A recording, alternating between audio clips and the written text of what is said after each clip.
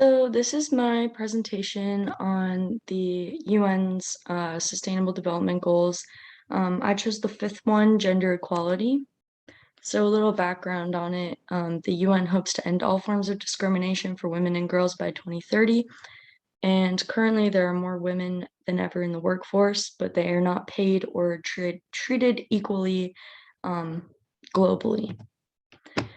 So some statistics is that women only earn 77 cents for every dollar that men make doing the same work. 750 million women that are alive today were married before they were 18, and 2/3 of the developing countries of the world have achieved gender equality in education, but many are still lacking. So some targets of this goal is to eliminate early and forced marriages, provide infrastructure and social protection policies for unpaid domestic labor and care. Um, a lot of that kind of goes unnoticed in society. A lot of the um, sort of childcare and things like that that women do uh, oftentimes while they're working. Um, so just having some protections and things like that in legislation for them, and universal access to reproductive care as well. And then this infographic is just from the UN, and it kind of goes over more of the goals. So why should we care? Equality for women not only benefits a country economically, but also in terms of sustainability.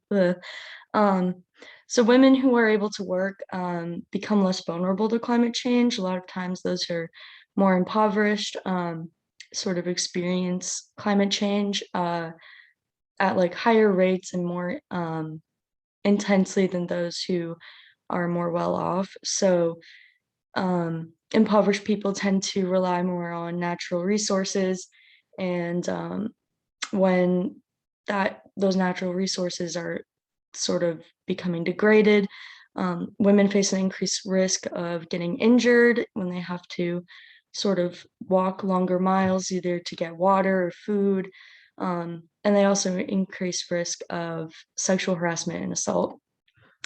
Um, Improving education for women improves the quality of life for everybody. So by ensuring women have equal education, rates of sexually transmitted diseases decrease, um, and rates of early marriage also, or forced marriage also decreases. Um, the women are not only in better health physically and economically due to having better access to jobs and not having to sort of do that physical labor like I mentioned before. They're also able to stay in their homes rather than being forced to migrate elsewhere for those resources. So families are able to live happier, healthier, more sustainable lives. So the progress we've made as of 2015, almost all countries have some sort of framework for anti-discrimination policies for women. And like the sort of, I can't think of the word, but the like things that the UN mentions as anti-discrimination laws is hiring, equal pay, marital rape, and property rights. So everywhere but Saudi Arabia, I believe, has some sort of laws protecting women.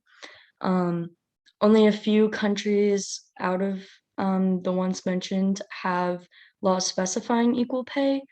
Um, and most countries do specify that they have equal property rights within a marriage. So there's only like a few that don't. And most countries, with the exception of 5, mandate paid or unpaid maternity leave, which does include the US. We do not have that. And yeah, that's my presentation. Um, the end.